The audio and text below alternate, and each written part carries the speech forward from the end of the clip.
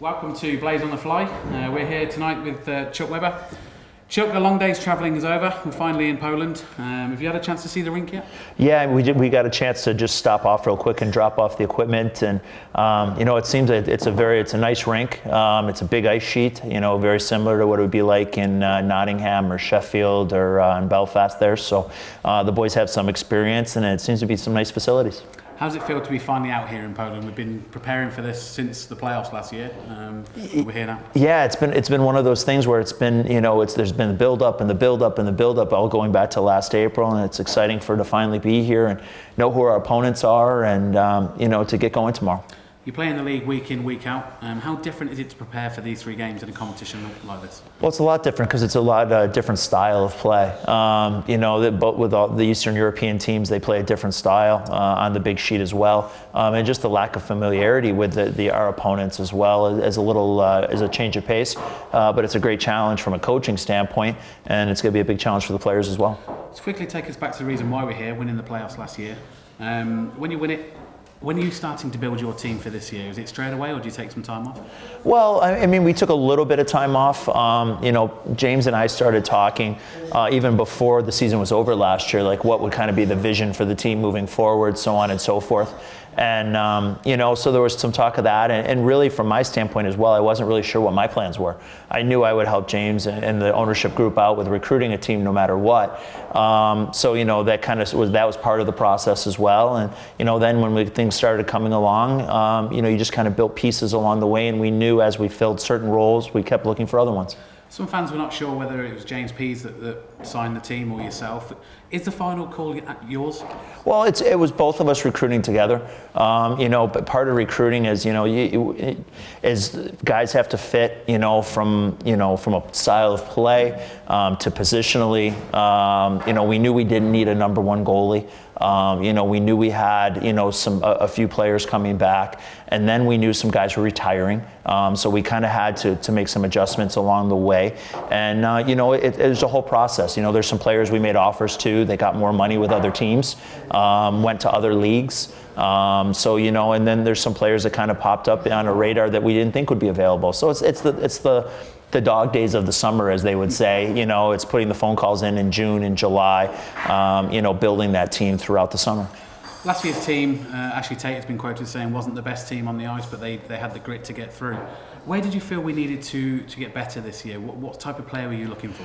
Well, I thought we needed to upgrade our skill quotient, especially up front. We were the second lowest scoring team in the Elite League last year. You can't rely on Brian Stewart to save 94% of the shots every night. And so we knew we wanted to increase our skill level.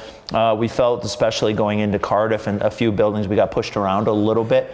So we wanted to increase our size and our grit quotient a little bit. So those were some of the things that we kind of pinpointed along the way, and then just making sure everything kind of fit within our budget and everything that we were looking, to accomplish in the long run. So we think we did that. And every time when you look at teams, there's a time for them to come together, especially with the amount of new players that we had. I mean, people look at the Montreal Canadiens this year in the NHL; they're 7-0 right now. But if you look over the past 3 years, I think they've only replaced 4 players or 5 players. So there becomes a familiarity with your D partner, your line mates, systematically. And so there's been a process for that with us. Is that kind of what we put down to? We've got on paper 6 forward guys that could score goals. They proved it last year and the years before. They've struggled a little bit up until now. We kind of got going against Belfast, and sadly we lost the game. But what do you put that down to, them not scoring the goals? Is it just getting used to the systems? I think it's just getting used to each other. It's getting used to the day in and day out. We had some guys from North America that this is the first time they've ever played games without morning skates, or travel 6 hours the day of game.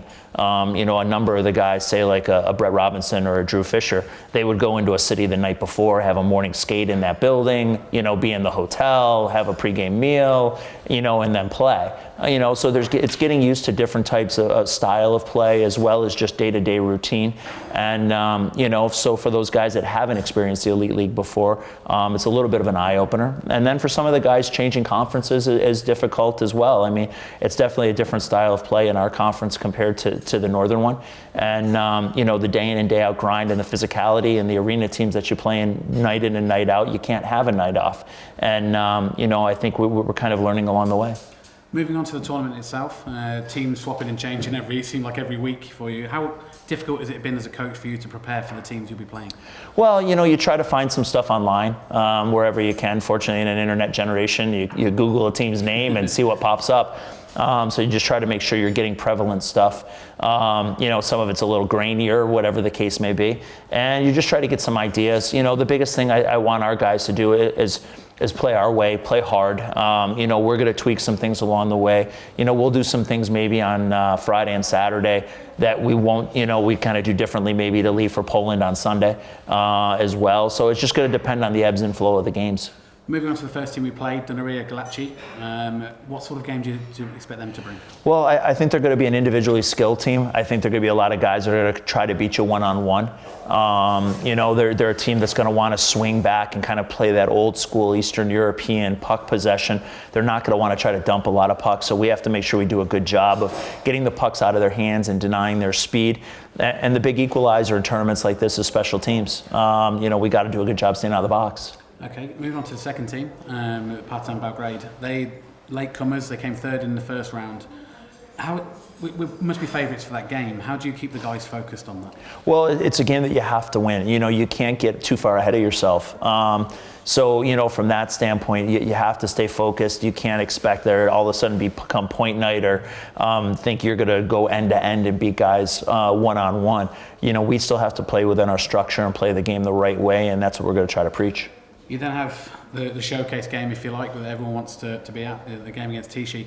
You've got Jordan Petrus on the team. Has he been able to inform you a little bit of how they play? A little bit. I mean, he played them in the playoffs last year in a series as well as during the regular season and kind of was able to fill in just some tendencies. You know, things change year in and year out. So he's definitely been able to do that for me that way. And it's a lot of the stuff, it was just kind of reconfirming some of the stuff I saw on video from them already.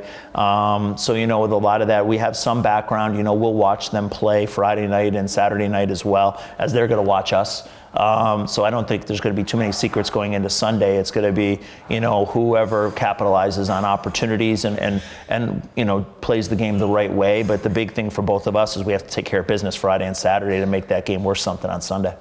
Compared to the Elite League, what sort of level is the Polish league at? Would you say higher, lower? To be honest with you, I don't know. I won't lie to you. I really don't know much about the Polish league, you know, except what I've seen of them on video. They look like they're you know, the TE team's got some skill. They got some size. You know, it's a good number of the guys that played on the Polish national team, which just played GB in the spring last year. So you know they're talented guys. So you know, we'll see. I guess we'll see on Sunday how our team matches up against theirs, and you know, see where we stand. Looking at the Tychy team online, if you have your sound button up, you can definitely hear their fans. They are a little bit crazy.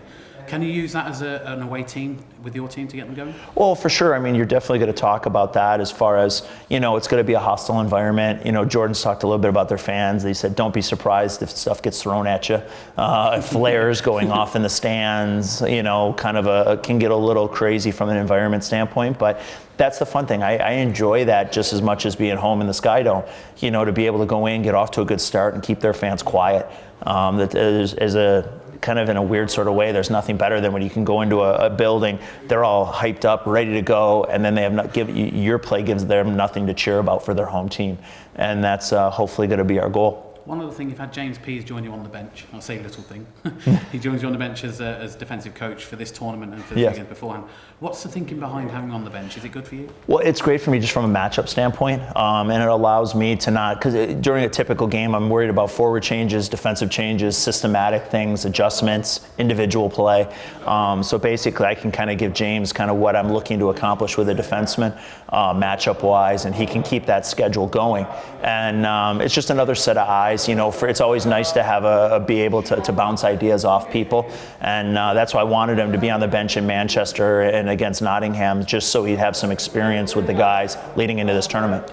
Line 3, as we call it, the Brit line, it kind of is firing on all cylinders at the minute with Ashley Tate and the top goal scorer, and Ross Venus popping a couple in last week.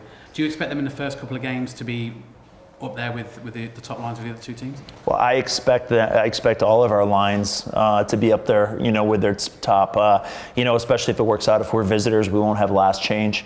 So all the guys have to be prepared. I mean, in a tournament like this, there should be no reason you're not bringing your best effort every night and every shift. From that standpoint, I will lean on those guys in crunch time, as we did at the end of the game against Nottingham, with the game on the line. But I'm hoping, everybody kind of lives up to their reputations this weekend and will be catalysts for us to have success. Being classed as the away team in Poland, you've got 250 Blaze fans joining you. That's crazy. It is. You know what? Our fans have been unbelievable to us.